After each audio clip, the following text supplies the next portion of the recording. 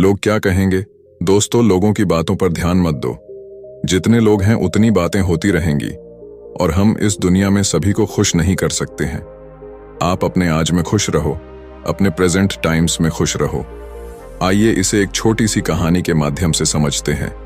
यह कहानी एक राज्य में रहने वाले एक बूढ़े व्यक्ति और उसके बेटे के बारे में है, जो जंगल की लकड़ी को बेचकर अपने जीवन का गुजारा करता था। उसका एक लोअता बेटा था। उसका बेटा सेना में जाता था और वह दोनों काफी गरीब थे। लेकिन वह जो बूढ़ा आदमी था, वह अपनी अजीब बातों और अपने सफेद घोड़े के लिए जाना जाता था। बूढ़े व्यक्ति के पास एक बहुत ही सुंदर सफेद घोड़ा था और पूरे राज्य में, आसपास के राज्यों में भी इतना सुंदर घोड़ा किसी के पास भी नहीं था, जिसके कारण राजा भी उस बूढ़े व्यक्ति से ईर्ष्या करता था। कई अमीर लोगों ने उस घोड़े को खरीदने की कोशिश की। राजा ने भी कई बार सोने के सिक्कों का दाम लगाया, लेकिन वह बूढ़ा आदमी किसी के भी लालच में नहीं आया। वह बूढ़ा व्यक्ति हर किसी से यही बात कहता था कि यह सिर्फ घोड़ा नहीं है, यह मेरे परिवार का एक सदस्य है। ये कोई संपत्ति नहीं है। मैं पैसे के लालच में आकर अपने परिवार के सदस्य को कभी नहीं बेच सकता। रात का समय हो गया था और वह बूढ़ा आदमी और उसका बेटा दोनों ने खाना खाने के बाद वह लड़का सो गया और उसके पिताजी धोंडे को सारा डाल के अपने घर के बाहर अपने बिस्तर पर सो गए।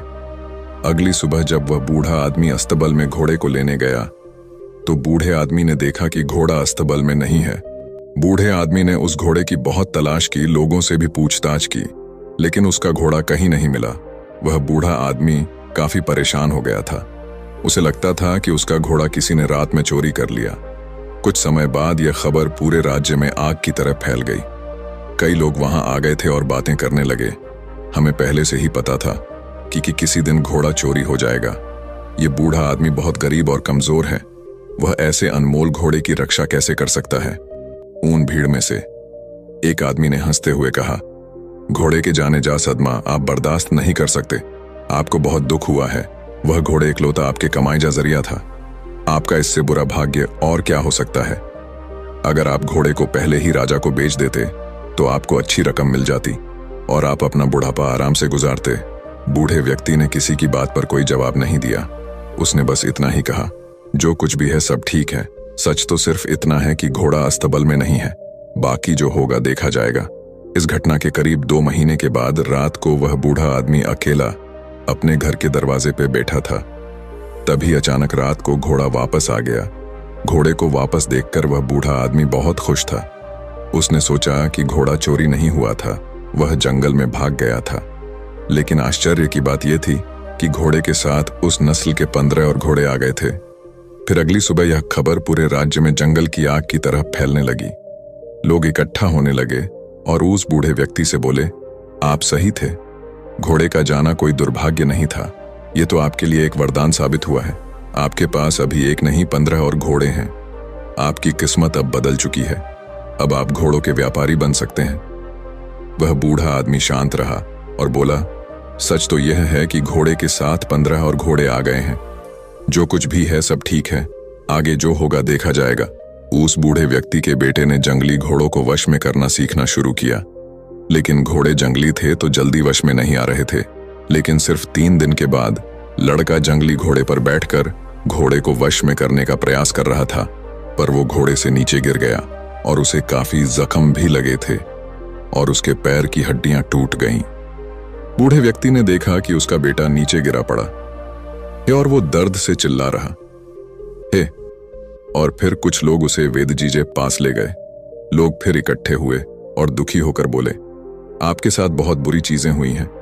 15 घोड़े मिलना कोई आशीर्वाद नहीं था, बल्कि अभिशाप था। आपके इकलौते बेटे का पैर टूट चुका है।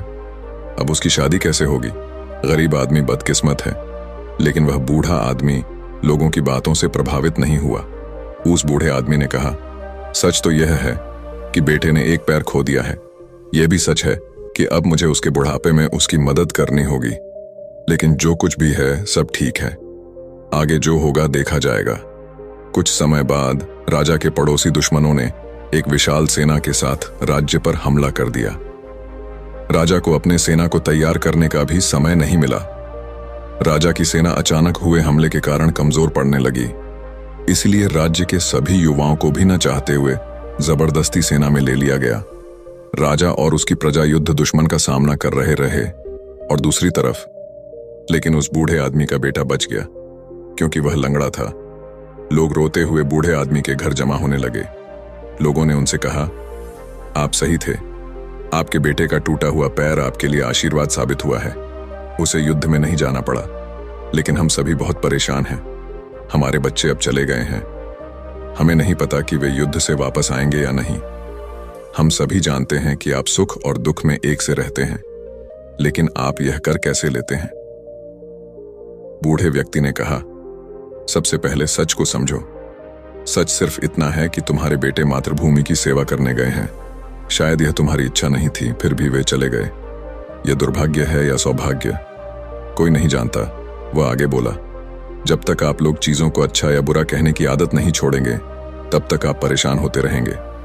भाग्य की देखभाल क्यों करनी है? अगर करना ही है तो अपने कार्यों का ध्यान रखें, अपने विचारों का ध्यान रखें और खुशी से जीवन जीते रहें। लाभ हानि भाग्य, यह जीवन के छोटे से छोटे हिस्से हैं। जिस तरह आप एक लाइन को पढ़कर पूरी किताब नहीं समझ सकते, उसी तरह आप एक घटना के आधार पर यह कैसे तय कर सकते हैं कि जीवन अच्छा है या बुरा। जो हमारे नियंत्रण में नहीं है, हम उसके बारे में राय बनाते हैं और अर्थहीन निर्णय देकर परेशान हो जाते हैं। जीवन की छोटी छोटी घटनाओं के बारे में निष्कर्ष निकालने के बजाय वर्तमान पल में रहे। जीवन इसी वर्तमान में है। खुश रहे और अपना काम करते रहे। आपको इस बात पर ध्यान देने की जरूरत नहीं है कि लोग क्या कहते हैं, भले ही वे आपके बारे में अच्छा या बुरा बोल रहे हों। यदि आप इस बात पर ध्यान देते हैं कि लोग क्या कहते हैं, तो आपका मन अपने आप बेचैन होने लगता है। इसलिए आपको अपने जीवन के महत्वपूर्ण कार्यों पर ध्यान देना चाहिए, जो आपको हमेशा आंतरिक खुशी देगा। बूढ़े आदमी के शब्दों ने लोगों को सोचने पर मजबूर कर दिया। शायद बूढ़ा सही था। लोगों को अपने बेटों की फिक्र तो थी ही, लेकिन अब उन्हें यह उम्मीद भी थी कि वह युद्ध जीतकर वापस जरूर आएंगे।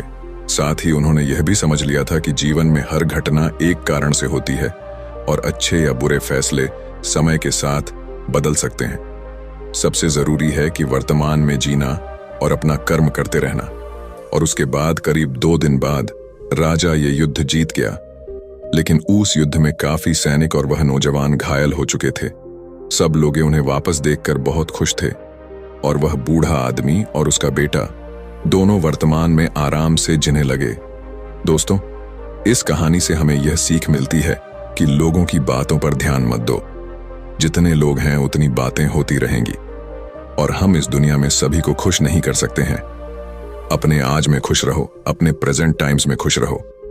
इसीलिए जो आपको सही लग रहा है, जिसमें आपका फायदा है, उस बात का अपने दिमाग के आधार पर सही फैसला लो।